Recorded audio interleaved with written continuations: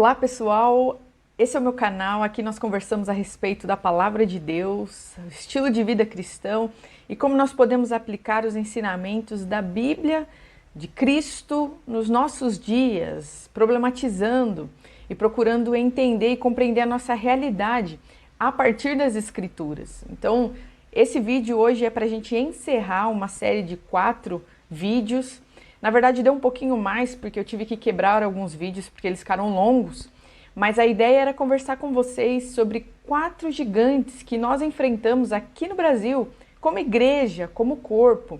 Nós falamos sobre imoralidade sexual, sobre corrupção, sobre idolatria e religiosidade. Então, dando um resumão, fazendo um resumão, compilando os desafios que nós temos aqui no Brasil, a ideia era explanar esses 4 temas, esses 4 gigantes, desafios que nós enfrentamos aqui, levando em consideração a cultura do brasileiro, levando em consideração o nosso momento histórico. Então, pensando todas essas coisas, a ideia era conversar com vocês, a partir da palavra, o conceito e a definição desses pecados condenados por Deus, comportamentos pecaminosos condenados por Deus, condenados por Cristo.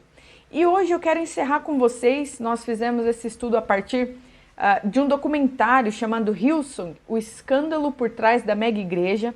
Então, para problematizar tudo isso que nós estamos falando, eu trouxe para vocês como exemplo esse documentário para a gente pensar junto as notícias ali que a gente recebeu e os eventos ali relatados. E eu quero falar com vocês hoje sobre algumas lições que eu tirei ao longo dessa nossa conversa aqui, desse mês, pensando esse documentário e olhando para nós aqui no Brasil, contextualizando a palavra, colocando as escrituras como a nossa lente de contato para enxergar as coisas que nós enfrentamos. Eu queria trazer com vocês alguns pontos importantes que precisam ser levados em consideração quando nós pensamos, não só o documentário, mas esses problemas que eu apontei aqui para vocês. Então vamos começar? Primeiro de tudo, noiva de Cristo é diferente de sistema religioso. Então, a noiva é o corpo de Cristo. A igreja brasileira é só uma parte. Nós, a nossa geração aqui, vivos, nós somos apenas uma parcela de toda a noiva que comporta e abrange todos aqueles que são seguidores, que foram salvos em Cristo Jesus. Nós nos reuniremos com a segunda vinda de Cristo e estaremos na glória com o Pai, estaremos debaixo da autoridade de Cristo e estamos, desde já, debaixo da autoridade de Cristo como nosso Rei. Então, sistema religioso é outra coisa. Sistema religioso é a forma que nós nos utilizamos para nos organizar nos dias de hoje. Isso está submetido ao contexto, ao ambiente, a nossa ritualística aqui e como nós expressamos a nossa espiritualidade, cristãos do século 21 aqui para nós, 2022. Então, uma coisa é uma coisa, outra coisa é outra coisa. A noiva de Cristo somos todos os salvos, todos aqueles que professam, que já estiveram na terra, vivos aqui no físico, que agora dormem, os que ainda estão por vir e nós que estamos aqui professando a nossa fé, permanecendo em Cristo na videira verdadeira. Nós somos corpo de Cristo.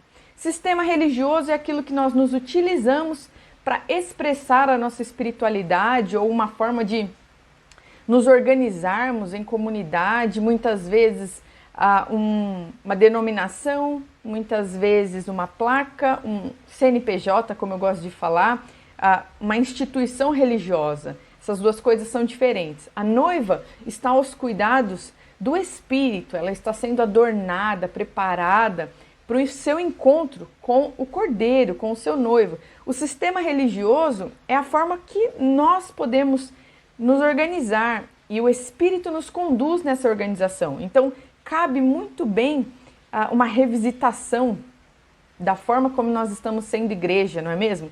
Cabe uma revisitação, cabe nós colocarmos esse sistema diante de Cristo e perguntar para Ele, está do teu agrado? O que nós podemos melhorar? O que pode ser feito? Isso aqui nós trabalhamos, sistema religioso nós trabalhamos, nós contribuímos com o que Cristo quer fazer.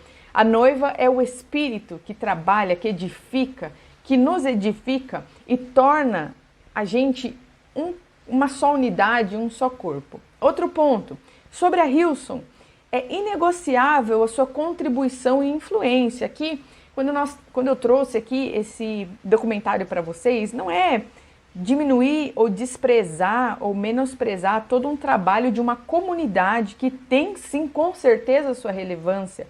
A Hillsong é conhecida pela excelência, por sua estrutura, pela sua capacidade de levar o evangelho. Nós estamos falando de pessoas, gente. Então nós estamos falando de uma comunidade, nós estamos falando de um grupo de pessoas, um corpo que contribuiu, principalmente a gente pode dizer, com louvores na área de adoração.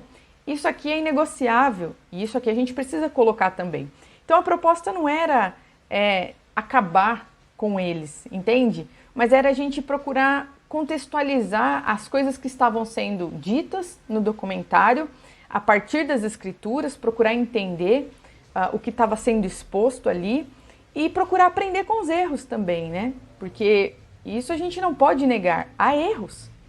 E esse é o ponto, há erros que foram cometidos e que eles precisam, de forma santa, digna, honesta, amorosa, serem olhados para que não se repitam. Então, não dá para a gente negar fatos. A gente precisa aprender com eles.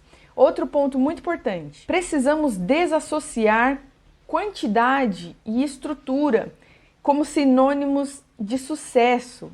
Afinal de contas, o que é sucesso? Então, quando eu olho para esse documentário, quando eu procuro aprender e tirar lições daquilo que eu estou vendo, uma coisa me chama a atenção, gente. É que, urgentemente, nós precisamos desassociar quantidade e estrutura física, né, de sinônimo de excelência ou então de sinônimo de sucesso. O que é um ministério bem sucedido? Quando uma comunidade acertou e está sendo bem sucedida. Isso é importante aqui. Quer dizer que porque ela está cheia, ela está sendo bem sucedida? Quer dizer que se tem os melhores instrumentos, a melhor estrutura, o melhor telão, as melhores câmeras, isso é estar sendo bem sucedido? E o que é esse ser bem sucedido? É ser aprovado por Deus? É estar de acordo com o plano de Deus para aquela comunidade? É conseguir alcançar metas de número, de quantidade de pessoas?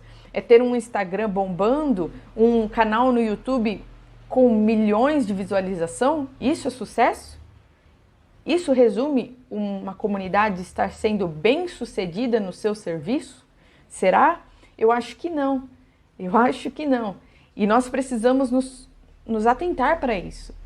Nós precisamos estar atentos ao que o Senhor tem para as nossas vidas e para nós como comunidade. Seja você parte da comunidade que for, seja você líder da comunidade que for. Ser bem-sucedido é estar debaixo da vontade e do querer de Cristo. Se nós estamos fazendo isso, então nós estamos sendo bem-sucedidos. Independente se tem muito like, se tem muito views, se tem muito compartilhamento nas redes sociais, independente se o seu culto de jovens, se tem jovens saindo pela janela, não é sobre isso. Talvez isso seja uma consequência de um trabalho focado no coração de Deus, focado em fazer a vontade de Deus, mas jamais pode ser o nosso objetivo de trabalho. Outra lição importante que eu tiro é pensarmos, e você aí, como membro de uma comunidade ou alguém que quer fazer parte, está procurando aí uma comunidade, uma pergunta para a gente se fazer: qual é a visão da liderança dessa comunidade? Qual é a visão da sua liderança? Para onde vocês estão indo? O que vocês valorizam? O que vocês cobram? O que vocês buscam? Olhe para a sua comunidade, para os seus líderes e procure no Senhor entender essas coisas. Qual é a visão da comunidade a qual você faz parte? Isso é uma pergunta que eu preciso me fazer, por exemplo, e você precisa se fazer quando nós procuramos um lugar, quando o Senhor está nos direcionando para fazer parte de uma comunidade. Talvez você mudou de cidade por conta de trabalho, seja qual for a questão. Isso é uma pergunta importante. Qual é a visão da liderança Primeiramente, de sucesso, como nós falamos. Segundamente, qual é a visão, o objetivo, para onde essa comunidade está indo, o que os pastores, os ministros pregam e ensinam, qual é a meta que eles procuram explanar e deixar claro para a comunidade como corpo ali. Para onde vocês estão indo juntos? É preciso saber. É preciso buscar no Senhor essa resposta, porque com certeza Ele tem para nós. A liderança de Cristo é visionária. Ela segue missão, ela segue um objetivo, ela tem tarefas, tem um alvo a se alcançar. E nós precisamos saber. E isso, gente, a gente só descobre em oração, em consagração, meditando na palavra, buscando essa resposta no Senhor. É assim que nós contribuímos. E se você não sabe, ou se os seus líderes não sabem e não têm claro, então para tudo agora e comece a buscar em Deus isso como urgente. Porque quem não sabe para onde está indo, vai para lugar qualquer. Entende? E eu tenho certeza que não é isso que Deus tem para as nossas vidas. Não é mesmo. Nós precisamos saber no Senhor e do Senhor o que Ele espera de nós e para onde Ele deseja que a gente vá. Como a liderança trata pessoas de diferentes classes sociais? Essa aqui é uma pergunta importantíssima. Veio problematizada no documentário essa segregação, o favoritismo de pessoas famosas e sentem lugar privilegiado. Como é que funciona isso? Olhe para você mesmo, e eu olho para mim daqui, e olhe para sua comunidade, interceda, coloque-se diante do Senhor para clamar com relação a esse assunto. Como é o relacionamento dentro da sua comunidade? Como é que vocês se tratam? Como é que as pessoas... Procure prestar atenção. Como é que a pessoa que tem ali, e todo mundo sabe que tem mais dinheiro, que tem uma vida melhor, é tratada com relação ao humilde que chega na comunidade. Como as pessoas são tratadas? Há diferenças na forma de tratar uns aos outros? E se houver, coloque-se diante do Senhor, procure primeiramente se arrepender, porque é pecado, gente.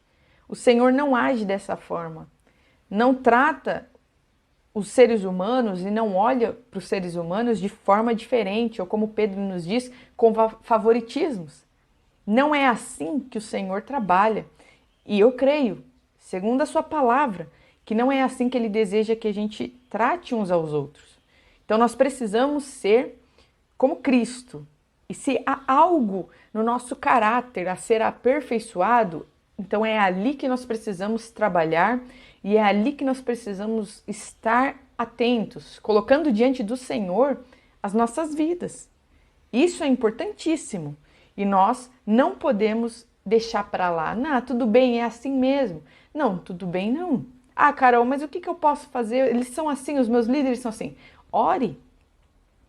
Ore. Se você está percebendo um desvio de caráter, se você está percebendo um problema moral na comunidade que você faz parte, talvez seja o Espírito Santo te despertando para a intercessão, antes de mais nada, antes de qualquer coisa, para a oração.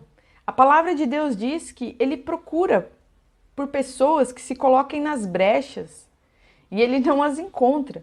Então que o Senhor encontre favor em nós, que Ele encontre prazer em nós e que nós possamos agradar ao Senhor, nos colocando nas brechas de intercessão dos muros, onde há vulnerabilidade, onde há insegurança, onde há ali uma tensão, uma possível abertura de ilegalidades, que nós possamos nos colocar nesses lugares. E com certeza o Espírito Santo ele nos desperta e abre o nosso entendimento, põe a nossa atenção em coisas que precisam ser clamadas, jejuadas, entregues, que precisam ser motivo de arrependimento para nós e de intercessão e clamor para que haja mudança e transformação. Talvez Deus esteja te levantando para orar com relação aos seus líderes, à sua comunidade de forma geral.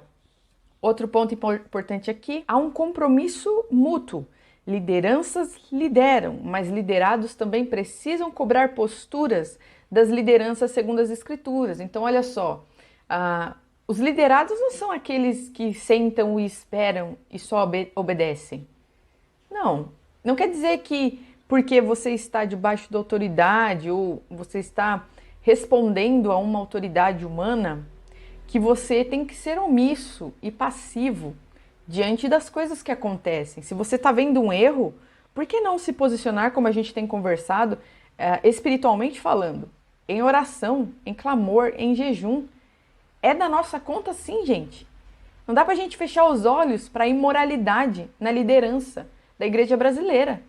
Também não estou dizendo para a gente implodir tudo de uma vez ou nos rebelar contra o que já foi conquistado até aqui. Não é sobre isso. É sobre, primeiramente, o importar-se com isso e colocar-se diante do Senhor para chorar essas lágrimas. Então, é da sua conta, é da minha conta. Independente se somos nós ou não que estamos debaixo de uma liderança que caiu ou debaixo de uma liderança com falhas morais. É importante. E eu creio que o Espírito Santo espera de nós zelo, porque a gente venha orar e clamar pelo corpo, pela saúde do corpo, como nós estamos aprendendo na leitura de Efésios. Quando uma parte do corpo sofre, todas as outras sentem e sofrem junto. Então nós somos um corpo. Quer dizer que eu posso ser aqui da metodista e ter aprendido ou fiquei sabendo de um escândalo ou de alguma coisa na igreja Assembleia de Deus, por exemplo. Ou então na outra igreja, a Quadrangular. Isso não vai ser da minha conta? Será que eu vou falar problema deles mesmo? Será que é desse lugar que o Senhor espera que a gente sirva uns aos outros? Eu acho que não. Então o que importa é o corpo, é a unidade. E nós precisamos resguardar por isso e chorar essas lágrimas. Eu coloquei aqui, liderança. Qual é o papel de uma liderança? É o serviço. A liderança, ela zela e cuida da segurança do coletivo, então ela tem que resguardar o bom funcionamento do coletivo, da comunidade, da justiça. A liderança é responsável por instaurar e estabelecer a justiça de Deus ali naquele povo, conduz as ovelhas debaixo de obediência ao Senhor, e isso inclui a justiça também. Então, se algo acontece que chega aos seus ouvidos e você tem autoridade para intervir e fazer alguma coisa e não faz, isso é negligência, isso é omissão, isso é pecado. Nós estamos negligenciando a responsabilidade que Deus deu como liderança. Não acredito que é isso que o Senhor tem para nós. Então, justiça também, o ensino das Escrituras e o ensino pelo exemplo de vida reta, em retidão. Então, o líder ele vai ensinar a palavra de Deus e vai ser um exemplo de pessoa que vive segundo os ensinamentos que está ensinando, que vive segundo os princípios que ensina para a comunidade. Então, não é só ser um bom locutor, gente. Não é ser só um bom palestrante. Não basta apenas cantar bem. Não basta apenas você falar bem e ser engraçado, demonstrar inteligência. Está sendo incompleto se for só isso, um ministério, entende? Uma liderança, ela dá o exemplo. É primeiro ela que vive aquilo que ela ensina, entende? Esse é o papel do líder. E do liderado? É a colaboração, é a contribuição, é a intercessão. Gente, não vamos esquecer disso. É responsabilidade do cristão, faz parte do sacerdócio do cristão o zelo, a preocupação, o clamor, as orações uns pelos outros, a intercessão faz parte, e independentemente da posição e os cargos que nós ocupamos ou que as lideranças que estão acima de nós ocupam, nós temos uma responsabilidade diante do Senhor, interceder e clamar por aquilo que Ele nos mostra e por aquelas coisas que nós estamos vendo de errado. Então, se a gente está vendo, se a gente compreendeu, no mínimo, o primeiro passo é orar e é colocar e apresentar diante do Senhor.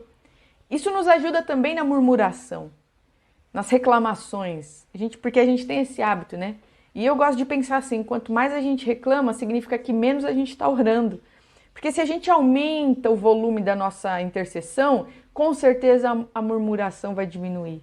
Então, muitas vezes, é para você ver o problema mesmo. Não faça de conta que não. Mas talvez seja para você conversar com o Senhor antes de falar com outras pessoas, entende?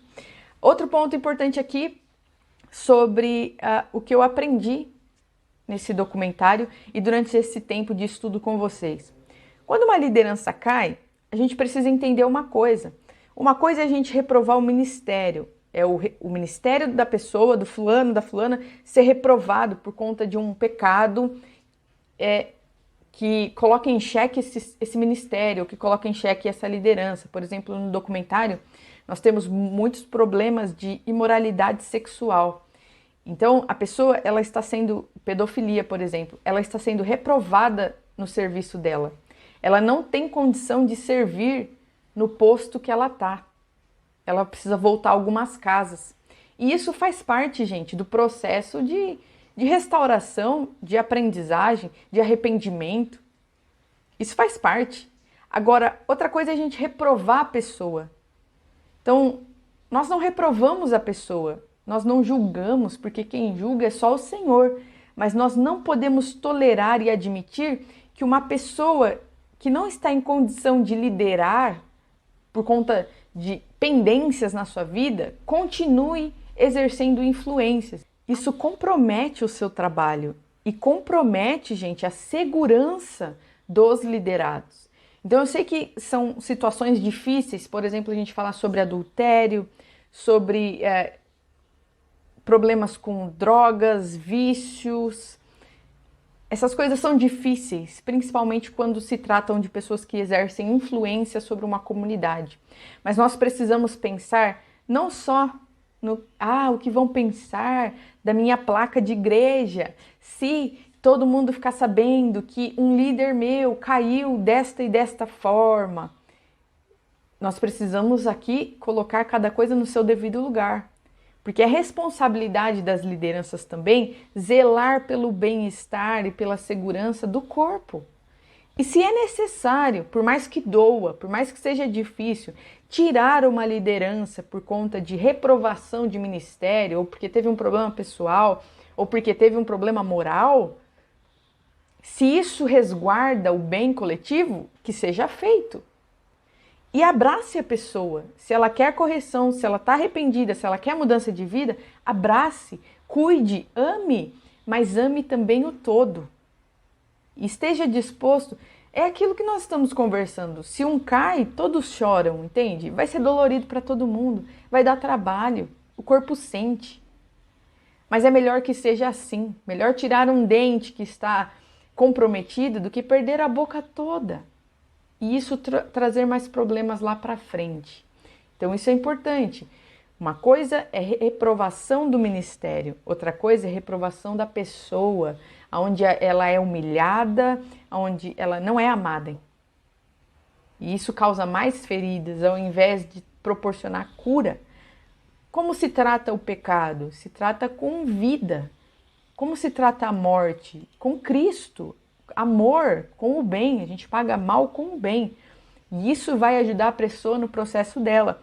Mas não quer dizer que a gente vai fechar os olhos para os erros e deixar que ela continue na sua pecaminosidade, no seu estilo de vida impróprio para o cargo que exerce. Outro ponto importante que junto com isso, traz consequências devastadoras é a omissão.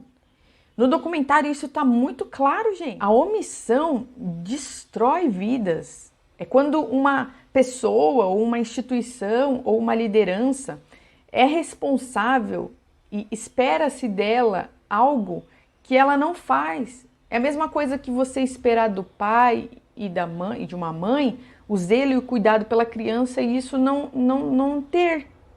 Então você tem uma omissão ali, uma ausência. Aonde deveria ter, não se tem. Isso é devastador. E ficou muito claro ali no documentário. Isso trouxe muitos problemas, a curto, médio e longo prazo. Ou seja, o negacionismo, fazer de conta que não aconteceu, abafar porque é mais fácil, quase levou a igreja à ruína completa. Olha a seriedade disso. Passou ano, entrou ano, saiu ano. o problema estava lá e um dia explodiu e estourou, porque ele foi abafado há muitos e muitos e muitos anos atrás. Ele voltou agora, muito mais grande, complicado e afetando muito mais vidas. Então, não vamos deixar pendências. Não vamos deixar para amanhã ou para depois, ou tentar empurrar com a barriga problemas que precisam ser resolvidos. Manutenção de relacionamento, manutenção de comunidade tem que ser feito com zelo, com rapidez, com prontidão, debaixo de obediência, a condução do Espírito Santo. E por último, uma autoanálise aqui para nós, para a gente pensar isso juntos, pensando o nosso estilo de vida, pensando o nosso estar em comunidade, que é o seguinte: o que tem importado mais? São vidas ou é a placa de uma igreja? Pensando em reputação, o que nos move nas nossas decisões? São vidas? É o amor ao próximo? Ou é o orgulho, o ego, a ganância, a soberba, a presunção? Então, a gente fez algumas perguntas aqui importantes, né? Primeiramente, o que é sucesso? Vocês percebem que são coisas que precisam ser revisitadas? São conceitos que nós temos aí, que fazem parte da nossa vida e que muitas vezes a gente nunca parou para pensar, mas que determinam as coisas que a gente faz. Então, o sucesso, que é ser bem-sucedido,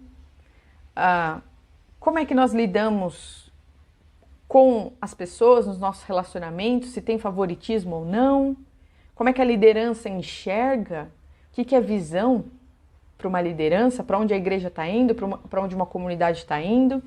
E o que importa? É uma placa?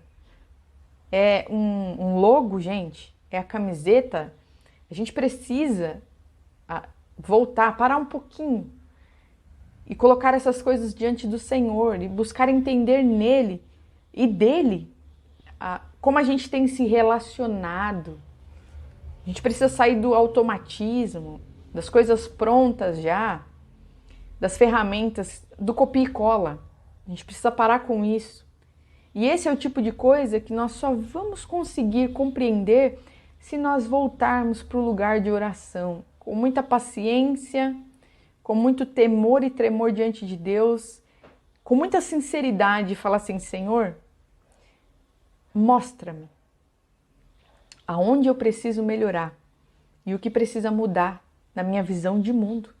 Vai exigir de nós, gente, tempo, sono, esforço, vai exigir de nós, muitas vezes, tudo. Mas é muito melhor parar e ouvir o Senhor e se reestabelecer segundo a vontade dele, do que continuar caminhando e lá na frente sofrer uma queda desastrosa por falta de zelo e preocupação com a vontade de Deus para nós e para a comunidade, talvez você como líder, liderando uma comunidade. São preços, gente. A gente entra naquela bifurcação, né?